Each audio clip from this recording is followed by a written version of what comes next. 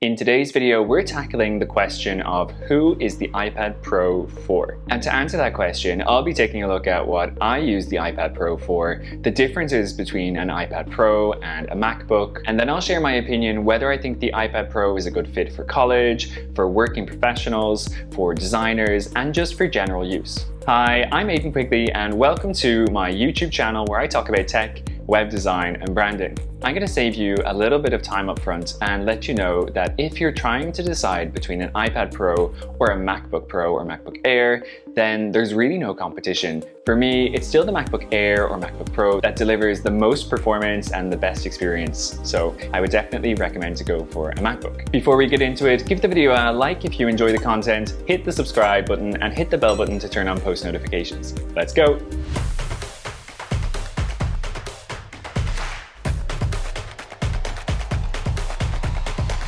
So, who is the iPad Pro for?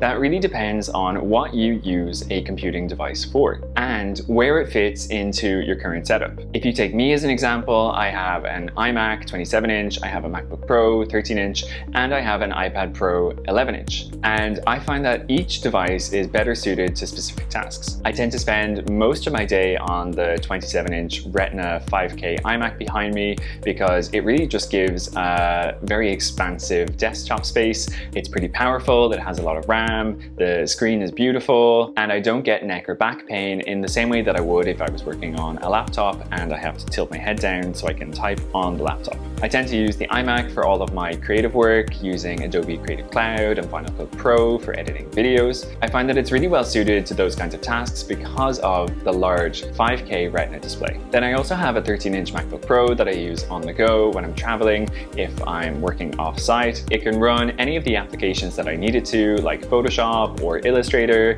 or Adobe XD and Final Cut Pro as well, which makes it very suited to handling work tasks when I'm on the go. And over the iMac, it obviously has the benefit of being highly portable. And finally, I have the iPad Pro 11-inch from 2020, which I find very useful for specific things due to its screen aspect ratio of 10:7. The form factor of the iPad Pro makes it really great for reading books and content online, and its 11-inch size makes it a bit more portable and lightweight than the MacBook Pro. It also has a slightly brighter screen than the MacBook Pro and MacBook Air. You'll notice that you can see things a little more easily on the iPad Pro. Now I'm going to go through the advantages of having an iPad Pro versus a MacBook Air or MacBook Pro. First up, reading. It's a lot easier to read content on the iPad Pro because you can turn it into portrait orientation mode, meaning that you can read books in the way that they were intended to be read. The next advantage of an iPad Pro over a MacBook is its portability, due to its size and weight. The iPad Pro 11-inch is 470 grams or 1.04 pounds. The 12.9-inch iPad Pro is 1.51 pounds and 685 grams. But what does that mean in real life? Well, it means that picking up the iPad Pro is very easy to do. It's very light if you hold it in both hands. Your hand doesn't really get tired on the 11-inch one. The iPad Pro 11-inch with Magic Keyboard weighs 1.07 kilograms, whereas the iPad Pro 12.9-inch with Magic Keyboard weighs 1.35 kilograms, which is more than the MacBook Air, coming in at 1.29 kilos. And that's one of the reasons that I don't have the Magic Keyboard, even though I know that it will add a lot of usefulness to the iPad. And that brings me to my next advantage for the iPad Pro, which is travel. Because of its thin form factor and lightweight, it's a perfect travel companion. So if you're taking it on an airplane or in a train or on a bus, it makes it really easy to view content or read or make notes, and it doesn't take up that much space, unlike the MacBook Pro. The next advantage of an iPad Pro is the Apple Pencil and the integration between the Pencil and the iPad Pro itself. Apple has designed this version of the Apple Pencil so that it just magnetically attaches like that to the iPad and it just pulls off very easily. You can write notes, annotate things, you can fill out PDF documents and sign them. The next point is Apple Pencil Part 2, which is really good for illustration. You can use it with Procreate or Adobe Photoshop or Illustrator, and it allows you to get that much closer to your content. So if you're creating digital artworks or hand lettering, for instance, it's a really good tool to have in your arsenal. The next reason you might want to go for the iPad Pro is that the screen is brighter. the iPad Pro 2021 edition, the 12.9-inch iPad Pro has a peak brightness of 1600 nits for HDR content and 1000 nits for full screen brightness. The smaller 11-inch iPad Pro only has a 600 nit brightness, which is still better than the MacBook Air and MacBook Pro. MacBook Air comes in at 400 nits and the Pro comes in at 500 nits. Whatever you're going to be doing in outdoor lighting, it's going to be a lot easier to do on the 12.9-inch iPad Pro. The 120 Hz screen refresh rate of the iPad Pro makes it great for gaming, whereas MacBooks and iMacs only have a 60 Hz screen refresh rate. If that's something that you are interested in, then the iPad Pro is a clear winner. And of course, one area where the iPad Pros trump the MacBook range are cameras and their LiDAR sensor. The cameras on the iPad are the same cameras that are in the iPhone 12, a wide-angle lens and an ultra-wide-angle lens. And then you have the LiDAR scanner, which is useful for augmented reality apps and augmented reality games. Now on to the disadvantages of the iPad Pro. The biggest one for me at the moment is multitasking support, which even in the iPadOS 15 beta isn't what I need it to be from a computing device. On a Mac, you can have so many windows open, dozens of tabs, and it's really easy to organize through all of that and to switch between apps, and you just can't do that in the same way with the same ease on iPadOS. And although Apple are continuing to improve the iPadOS multitasking system, it's just not on par with macOS. The second disadvantage is professional workflows. So if I'm working with Photoshop or Illustrator or Adobe XD, it's just a lot easier to do that on macOS because of the way it's set up, because of the file management system, because of the integration between Adobe's apps. For example, opening a photo in Lightroom and then being able to immediately edit it in Photoshop with the click of a button. It's just very well integrated, and you just can't do that as easily on the iPad Pro. And some apps like Adobe XD you can't get in their full-fledged form on the iPad Pro. There is a stripped down version of it for iPad, which means that a lot of the work that I will be doing on a daily basis can't be done on the iPad Pro. Another disadvantage of the iPad Pro is the screen real estate. On the 11-inch iPad Pro, you just don't get as much space as you do on the MacBook Air or MacBook Pro. So if you're trying to multitask, it's just not as easy to do it.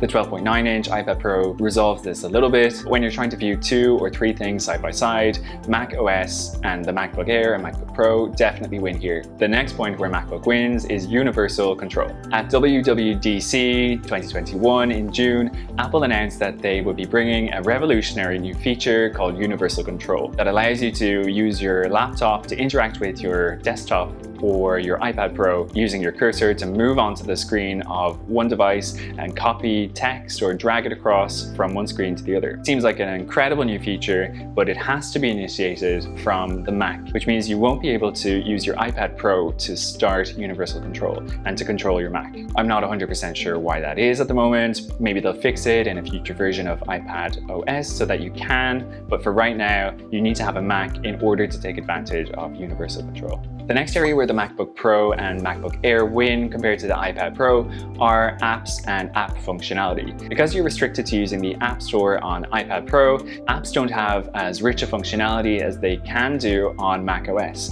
Some of the functionality and features that are restricted on iPadOS for security reasons, apps on macOS can make use of. So you get apps that you can interact with in different ways on macOS. Which brings me to my next point, which is that you can download and install Windows on your MacBook, but you can't do it on your iPad Pro. Thanks to software like Parallels, you can download and install Windows on your computer and run it alongside macOS so that you can get access to applications and games that are specific to Windows and don't have a macOS counterpart. The next reason that you might want to go for a MacBook Pro or a MacBook Air over an iPad Pro is watching videos. Most TV shows and movies are recorded in 16:9 aspect ratio or wider, which means that viewing them on an iPad Pro, you're going to get black bars filling up a lot of the screen. That makes it a lot better to watch content on your MacBook Air and MacBook Pro compared to the iPad Pro. That said, the speaker quality on the iPad Pro is quite good. It has maybe a bit more bass to it, even if it isn't as loud as the MacBook Air and MacBook Pro. One of the biggest reasons you might go for a MacBook Air or MacBook Pro over an iPad Pro is the battery life. With the M1 MacBook Pro and MacBook Air, you get an incredible battery life of 15 or 17 hours. 15 for the Air, and 17 for the MacBook Pro. That means that you get maybe 2 full working days of use without having to charge your device. Whereas Apple say the iPad Pro only has 10 hours of battery life. You also have a larger trackpad on the MacBook Pro and the MacBook Air than you do on the iPad Pro with Magic Keyboard, which makes it a lot easier for navigating the operating system. The M1 MacBook Air starts at $999, although there are deals on in the States where you can get it for $150 or $200 off. The iPad Pro, on the other hand, starts at $799 for the 11-inch one, and then you have to spend $299 for the Magic Keyboard if you want to get that, and $129 for the Apple Pencil, which brings the total to $1,227, for which price you can get a MacBook Pro and a lot more functionality. So taking all of that into account, who is the iPad Pro for?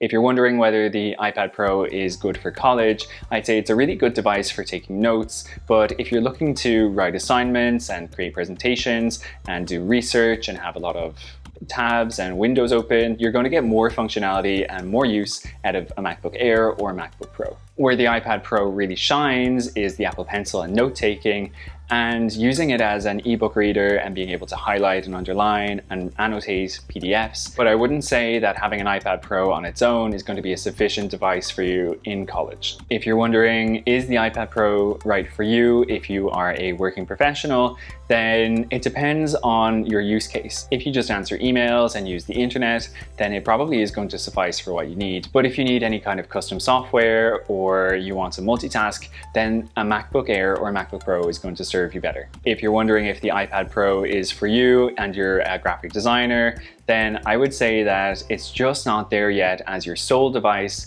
But if you are an illustrator, for example, or you do hand lettering, then it's a really great addition to your toolkit. Because of the Apple Pencil, it just is one of the best tablet devices that you can use for illustration at the moment. So who is the iPad Pro for then? I'd say it has 2 use cases where it makes sense for you to have an iPad Pro. The first one is where you have a MacBook Pro or an iMac and you're using it as a portable device like I do. The second is if you just use it for light browsing, some emails, messages, video consumption and books, but you want the very best experience that Apple has to give in a tablet, then the iPad Pro is for you. Each of the devices, iPad Pro, MacBook Pro and iMac, have a specific place in my lineup, but perhaps the iPad Pro uses aren't quite as strong as the MacBook Pro and iMac. Put it this way, I could live without the iPad Pro, but I don't think I could live without my MacBook Pro or my iMac. If you're thinking about getting an iPad Pro but you're not in a rush, I would probably recommend to wait until they update the 11-inch iPad Pro with the same XDR display as is on the larger 12.9-inch one. Apple are probably going to do that at some point in the first half of 2022. If after watching this video you've decided that you're going to get a MacBook Pro or a MacBook Air instead, make sure you subscribe to my channel because I'll be sharing more videos about how to get the most out of your Mac. Check out some of my other videos over here, and that's it for this week. Thanks for watching.